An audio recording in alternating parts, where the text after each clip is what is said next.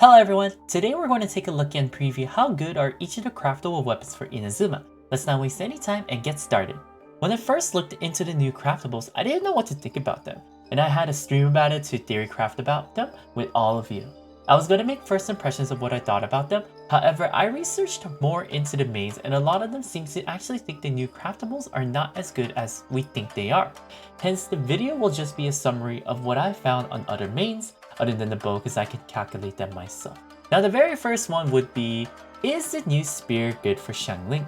This is how the new spear is, which has a base attack of 565, which is extremely high with EM substat, and an ability which increases elemental skill damage by 6%, and afterwards you lose 3 energy immediately but regain 3 energy every 2 seconds for the next 6 seconds. I'm assuming this weapon is meant for support Xiangling, and energy is actually going to be a huge thing that Xiangling will be needing, as stated right here. As an off-field character, Xiangling usually requires 200 plus ER to be able to use her burst every 20 seconds, which is where most of her damage and consistent pyro application will come from. As such, weapons with ER subset and Sans with ER main stat are usually very welcome for her. However, a common issue that I've seen that a lot of people were displeased about for most of the new craftable weapon was the character loses 3 energy but regenerates 3 energy every 2 seconds. These are not particles and orbs. This is a set number of energy given to you, which means that this is not affected by your energy recharge. There's already abilities like this such as Ventu's Storm Eye, which gives a set 15 energy, or Rosaria's C4, which regen a set 5 energy.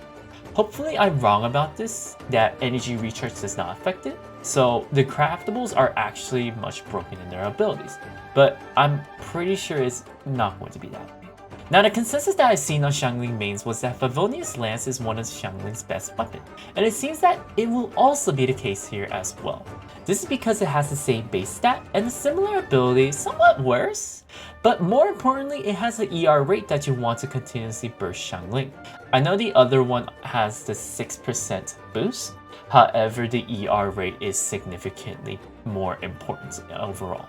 Although it has a worse ability cooldown, Guoba has a 12-second cooldown, so Favonius is going to be better unless you somehow have a bunch of ER from artifacts to make use of the EM, which is extremely unlikely. Now I know Favonius is a gacha weapon, so it's ultimately up to you if you want to use a craftable to create this weapon if you do not have a spare Favonius. Next is a claimer which we originally thought would be good on Beidou. But the explanation for this can actually be answered on why they don't support an ER Sans for Beidou, which is that if you're going to be good with Beidou and you're going to be using her on your main team, you better know how to perfect counter with her, since the amount of energy she obtains is dependent on how well you counter with her as well. In addition, the recommended artifact set can range from 120 to 180%, depending on if you have another Electro character and who you have as your other Electro character as well. Hence, they recommend to just go for the prototype Archaic to maximize your damage. Next, is Hamayumi going to be good for Ganyu? My overall impression was, I just don't know. The ability for the new weapon was pretty nice, but base stat for prototype was just much better, and also there's an attack percent boost as well. So I did some math for this one, and my decision is to say that it's actually going to be worse for Ganyu. This is because the boost from the headshot of Prototype Archaic gives you this much, and Hamayumi only gives you this much. If you do have full burst, then it's slightly better in charge shot, but not really for the skill and burst. The only time it would be better is if you're not able to get a weak spot in for Prototype. However, that seems very unlikely. I think it's better to just get Prototype Archaic if you have the opportunity. The next question will be, would this actually be better than Rust on Childe? To be honest, if Prototype was better for Ganyu, it should make sense that Rust is still going to be best in slot for Childe. The consensus seems to say that most people on Childe main says that it is worse, and it seems to fit with the math that I did for Ganyu, and a lot of the mains community usually know what they're talking about, so I'm going to accept their word for it. Next is, would the new craftable be good on the support Catalyst character? It's actually the same consensus as when we compared Hamayumi with Prototype Present, which was that the attack of 36% boost is better than the 12% boost in charge attack.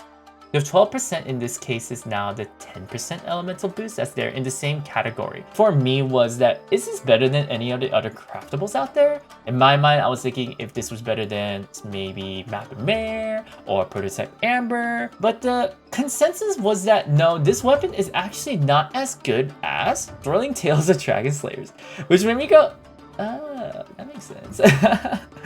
I did forget that this weapon exists, as it's not a 4-star weapon, it is a 3-star free-to-play weapon instead. Now, unless you're supporting only your Hu Tao or someone with a low base attack, Drilling Tails R5, which gives a 48% attack bonus, or even R1, which is a 24% attack bonus, will still out-trump the 10% elemental damage bonus it gives to your party members. Now, if you're trying to get some decent damage out there to boost your party members, then you could go with this, but I still don't know if it's worth crafting this in the long. The last one is going to be Amenoma Kageuchi. This is the only one that I'm still honestly not so sure about. Chat and I had a little debate on what was going on about this, and it looks like there were similar conversations on this on Ayaka Mains as well. And the thing is, since it does contain leak, I can't talk too much about it. However, these are the two things that I want you to be thinking about for this weapon that you want to be aware of, which is that this weapon has the lowest base attack for a 4-star weapon. So its attack is honestly mediocre. Hence, number 2. If you're choosing this weapon, you're most likely choosing it because the energy gained from this weapon is going to be worth it. And remember, this is a set energy, meaning that ER does not affect it. So you'll be gaining 1 to 2 more particles depending on how high your ER is every second. The reason why I say 1 to 2 more particles is that 1 particle is 3 energy if you're on the same field with the same element. So this is around 1 to 2 particles depending if your ER is between 100 to 200%. I personally think you should go for a different weapon, as the base attack is pretty bad, and just have a cryo battery such as Diona or Rosario to support you. If Ayaka's energy requirement was the same as Eula's, which is 80, and they recommend not to go ER Sans as long as you have the substat of 30 or 40% ER, and at least prioritize on a good Diona battery with Sakbo, then I think it's safe to say that you can go for a different sword if the ability and base attack are both better than Amenoma Kageuchi, and you want to prioritize on maximizing on the damage. Of course, this doesn't change the fact that the new sword does look pretty cool on her still, so if you're crafting for looks instead of the meta, then I'm all for it. However, if you're still not sure whether you want to craft this or not because you think that ability is worth it, then I recommend just waiting for some time, maybe a week or 2, until other people have tested it out. And maybe I'll get a video out there to talk more on if this is going to be worth it or not.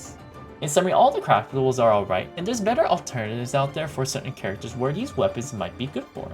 However, for these craftables, the only weapon that I am not sure of is Amenoma Kageuchi due to his mediocre base attack and substat, and then its possibly good ability. However, I would recommend, if you're still not sure about this, to just wait and see what other people say about it. I hope this was helpful for all of you, and I will see you all in the next video.